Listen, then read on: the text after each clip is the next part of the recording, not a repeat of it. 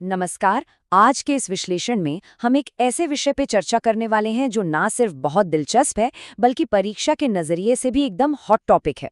विषय है भारत उत्तर औद्योगिक समाज की ओर बढ़ता कदम। मतलब क्या सच में भारत एक पोस्ट इंडस्ट्रियल या उत्तर औद्योगिक समाज बन चुका है? आइए इस पूरी सोशियोलॉजिकल डिबेट को, इस बहस को बहुत ही आसान और गहरे तरीके से डिकोड करते हैं। चीजों को एकदम व्यवस्थित रखने के लिए हमने इस चर्चा को 6 हिस्सों में बांटा है।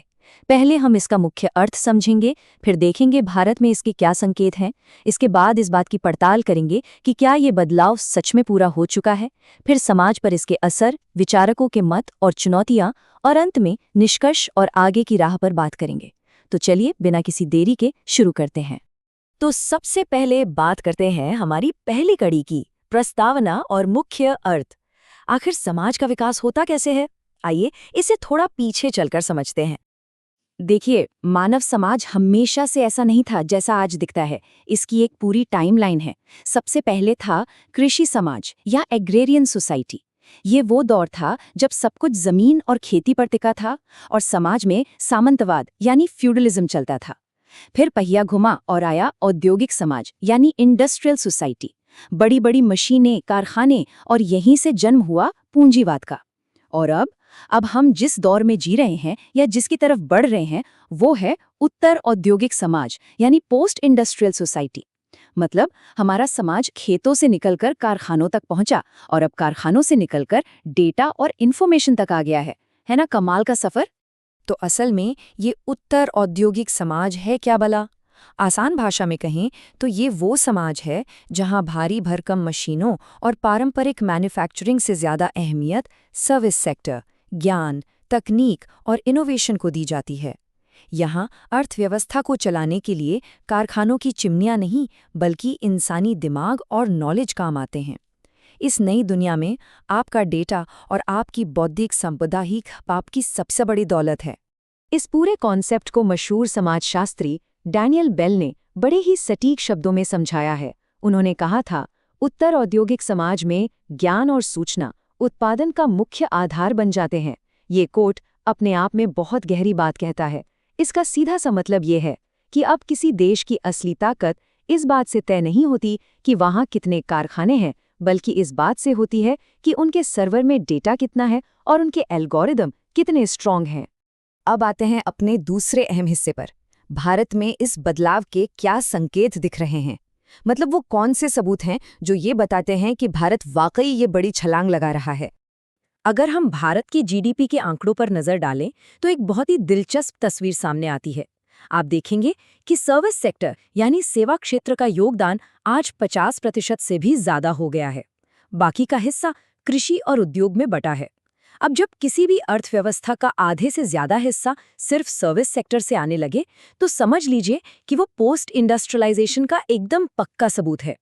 हालांकि एग्जाम के नजरिए से हमें ये भी याद रखना होगा कि जीडीपी में इतना बड़ा शेयर होने के बावजूद हमारे देश का एक बहुत बड़ा वर्कफोर्स आज भी खेती पर ही निर्भर है।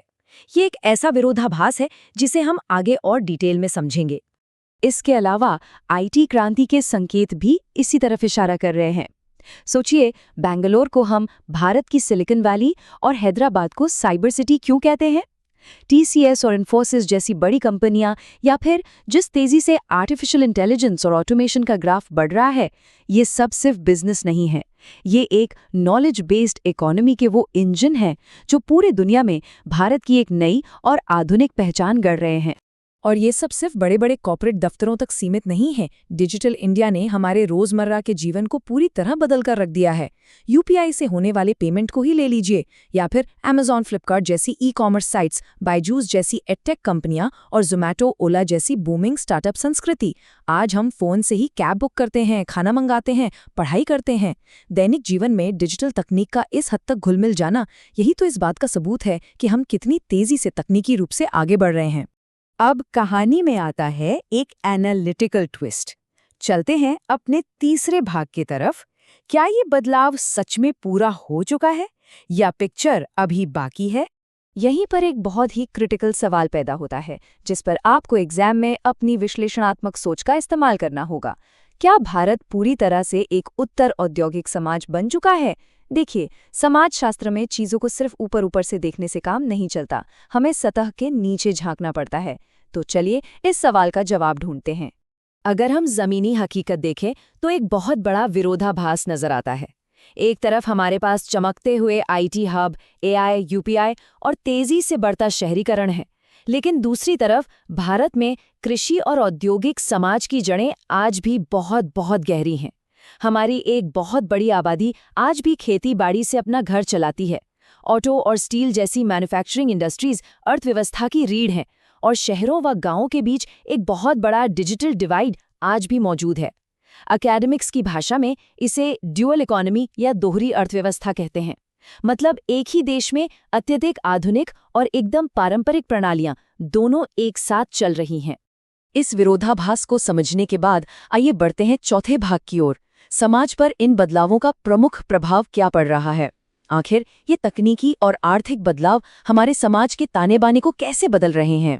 चलिए इन प्रभावों को 3 नजरियों से तौलते हैं: आर्थिक, सामाजिक और सांस्कृतिक। आर्थिक मोर्चे पर देखें तो सर्विस सेक्टर में नई नौकरियों की भरमार और विदेशी निवेश जैसे फायदे तो हैं, लेकिन साथ ही पारंपरिक रोजगारों का छिनना और बढ़ती आर्थिक असमानता एक डरावनी सच्चाई भी है।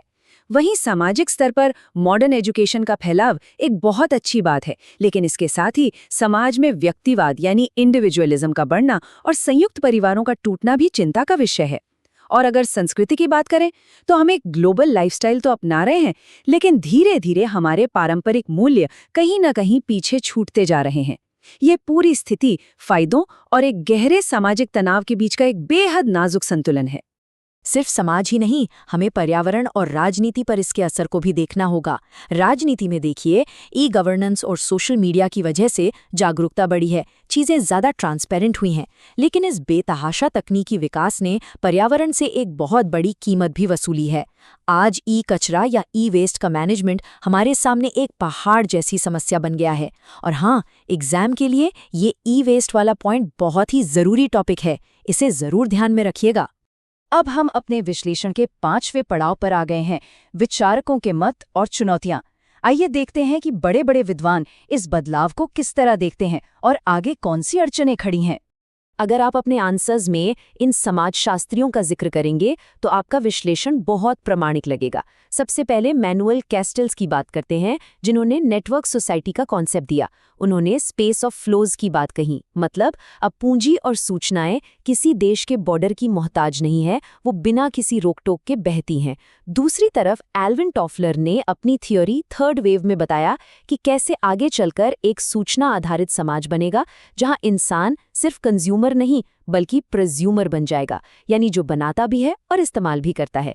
ये दोनों थ्योरीज हमें बताती हैं कि भारत में जो हो रहा है वो दरअसल एक बहुत बड़े ग्लोबल बदलाव का ही हिस्सा है। लेकिन ठहरिए, ये विकास का रास्ता इतना भी आसान नहीं है। हमारे सामने कुछ बहुत गंभीर चुनौतियां मुंह बाए खड़ी हैं।